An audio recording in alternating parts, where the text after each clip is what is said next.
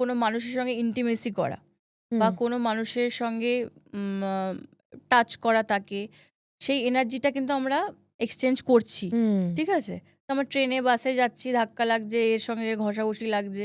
তো এইগুলোতে কিন্তু অ্যাকচুয়ালি এনার্জি এক্সচেঞ্জ হয়। তো এই ব্যাপারে আমাদেরকে ভীষণ কেয়ারফুল থাকতে হবে। কারণ আমার এনার্জিটা কিন্তু এক্সহস্ট হয়ে যেতে পারে। বা যেই মানুষটার সঙ্গে আমি ক্লোজে যাচ্ছি বা যেই মানুষটা আমার ক্লোজে আসছে, তার অনেক নেগেটিভ এনার্জি আছে যেগুলো আমি কিন্তু অ্যাবজর্ব করে নিচ্ছি। রাইট। তো এইগুলো কিন্তু পরবর্তীকালে ফিউচারে গিয়ে আমাদের জন্য এটা খুব হার্মফুল হয়ে যেতে পারে।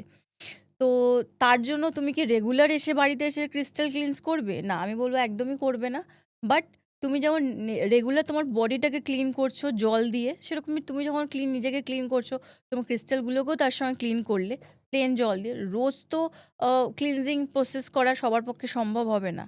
ওটা একটা টাইম টেকিং ব্যাপার, অনেক তার প্রসিডিওর আছে। তো আমি বেস্ট বলব, তুমি যখন বাইরে থেকে কাজ থেকে ফিরছো, তুমি কি স্নান করছো, তুমি নিজেকে ক্লিনস করছো, বাথ সল্ট দিয়ে চান করছো বা তুমি সাবান শ্যাম্পু যা দিয়ে চান করছো, তো সেরকমই তুমি স্নান করবে, তখন তোমার ক্রিস্টালটাও যাতে ওর সঙ্গে তোমার ক্লিন হয়ে যায়।